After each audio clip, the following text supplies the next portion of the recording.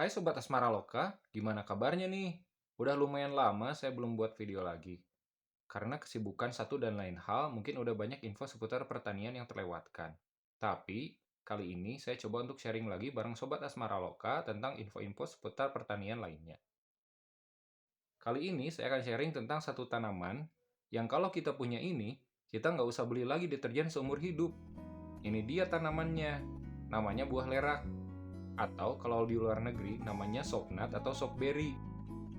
Ini bisa digunakan untuk nyuci baju, cuci piring, ngepel, sampai buat sabun mandi atau shampoo, dan buat campuran pestisida juga bisa loh. Nah, untuk info selengkapnya, tonton aja video ini sampai selesai. Jangan di skip ya, biar nggak ada info yang kelewat.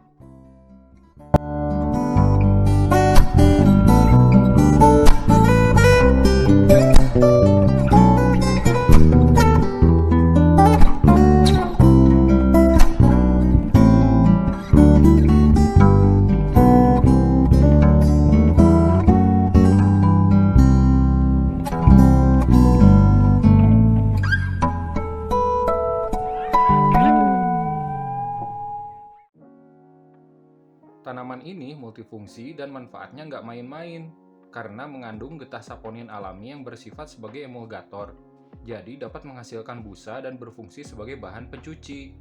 Untuk cuci baju, cuci piring, untuk ngepel, malah untuk sabun mandi dan shampoo juga bisa karena bersifat hypoallergenic, sehingga aman untuk kulit sensitif.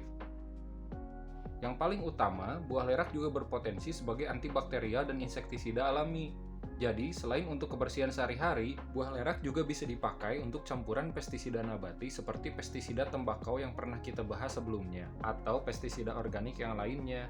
Jadi, kita nggak usah lagi pakai sabun cuci piring untuk perekat pestisida. Buat yang belum tahu kenapa cairan buah lerak bisa sangat membantu buat campuran pestisida alami, biar saya jelasin sedikit. Getah saponin yang terkandung dalam sifat lerak berfungsi sebagai perekat. Maksudnya supaya pestisida alami yang kita semprotkan merekat lebih lama pada bagian tanaman dan nggak mudah netes dan terbuang ke tanah. Selain itu, bahan insektisida pada getah saponinnya menambah keampuhan terhadap hama serangga.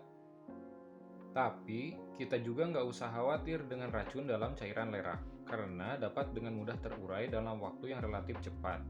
Jadi nggak akan mencemari lingkungan.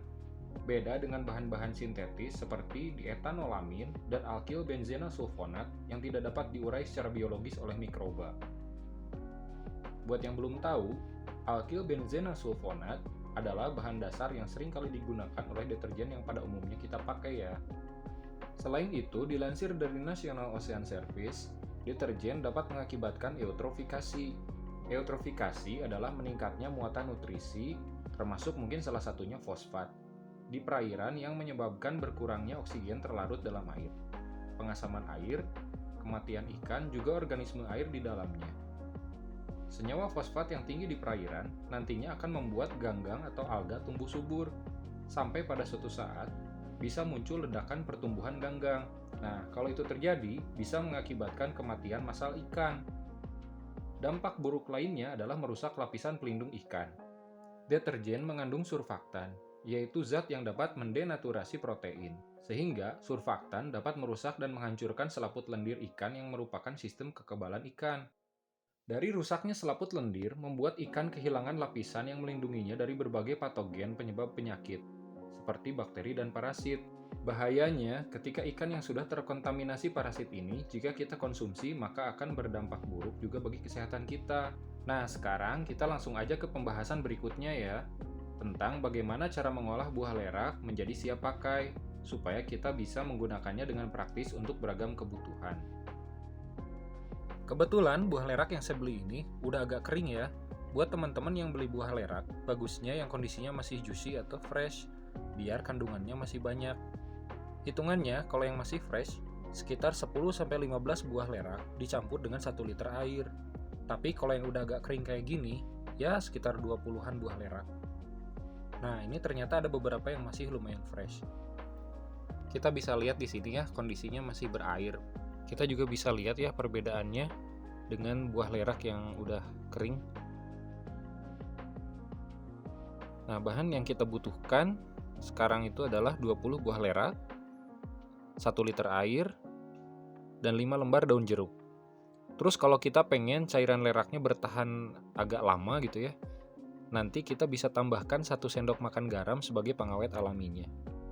Langsung aja campurin 20 buah lerak dengan 1 liter air dan 5 lembar daun jeruk sebagai pewanginya.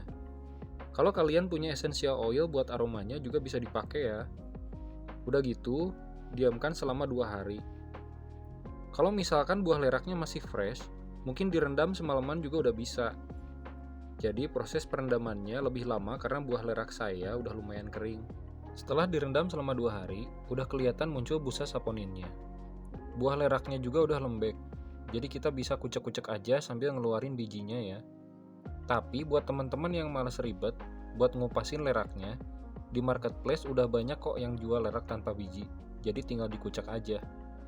Kucek terus nyampe warnanya kecoklatan. Sobat Asmara Loka nggak usah khawatir ya kalau warna coklatnya bakal bikin warna baju jadi kecoklatan. Saya udah biasa nyuci seragam anak pakai buah lerak ini, tapi warnanya tetap putih bersih. Soalnya zaman dulu lerak ini suka dipakai buat nyuci kain batik tanpa harus takut warnanya atau coraknya luntur. Dari batik yang merakyat sampai batik bangsawan yang harganya mahal, juga nyucinya pakai buah lerak ini. Terus masukkan 5 lembar daun jeruk buat aromanya supaya segar. Soalnya kalau cuman pakai lerak aja, aromanya nggak terlalu tajam. Nah paling itu sih satu kekurangan dari lerak itu ya, aromanya nggak sesegar deterjen. Tapi jelas aja sih soalnya deterjen kan pakai pengharum sintetis. Seperti yang tadi di awal saya bilang, kalau Sobat Asmara Loka punya essential oil, bisa ditambahkan supaya wangi. Selanjutnya, untuk pengawet alami, kita bisa kasih 1 sendok makan garam. Didihkan cukup sekali aja ya.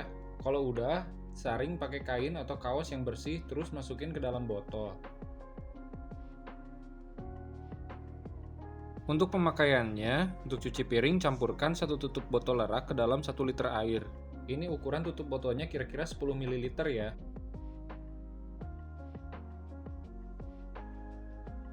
Terus kalau untuk cuci baju, kalau misal dikucek pakai tangan, masukin aja 2 tutup botol lerak ke dalam 1 gayung air. Itu udah mantep banget ya. Tapi kalau misal untuk rendaman atau untuk mesin cuci, tergantung kapasitas. Kalau saya pakainya 3-4 tutup botol untuk 1 ember air. Memang busanya nggak sebanyak deterjen sih, tapi jangan salah. Lagi-lagi saya mau koreksi nih, salah satu kesalahkaprahan masyarakat kita adalah menganggap kalau makin banyak busa sabun berarti makin bersih. Nggak juga, saya berani jamin waktu pertama kali saya pakai pun memang busanya nggak sebanyak deterjen. Tapi untuk hasilnya nggak kaleng-kaleng teman-teman. Bersih banget, terus warna dan corak baju juga nggak gampang pudar. Waktu cuci tangan dan keramas juga busanya bisa dibilang hampir nggak ada sama sekali. Tapi selesai cuci tangan, sensasi bersihnya kerasa banget. Selanjutnya, untuk campuran pestisida organik, saya pakai 2 tutup botol lerak sama 2 tutup botol pestisida tembakau untuk kurang lebih 4-5 liter air. Lebih bagus kalau semprotannya disetting misty aja ya, supaya airnya nempel di daun dan nggak banyak kebuang ke media tanam. Untuk video ini, kebetulan berhubung kalau pakai semprotan misty, titik airnya nggak terlalu kelihatan jelas di kamera, makanya saya pakai semprotan siram. Teman-teman pakai semprotan misty ya, biar titik-titik airnya lebih halus. Ya, segitu dulu info kali ini, mudah-mudahan bermanfaat. Tonton terus channel Taman Asmara Loka untuk informasi seputar tanaman dan pertanian lainnya. Selamat mencoba!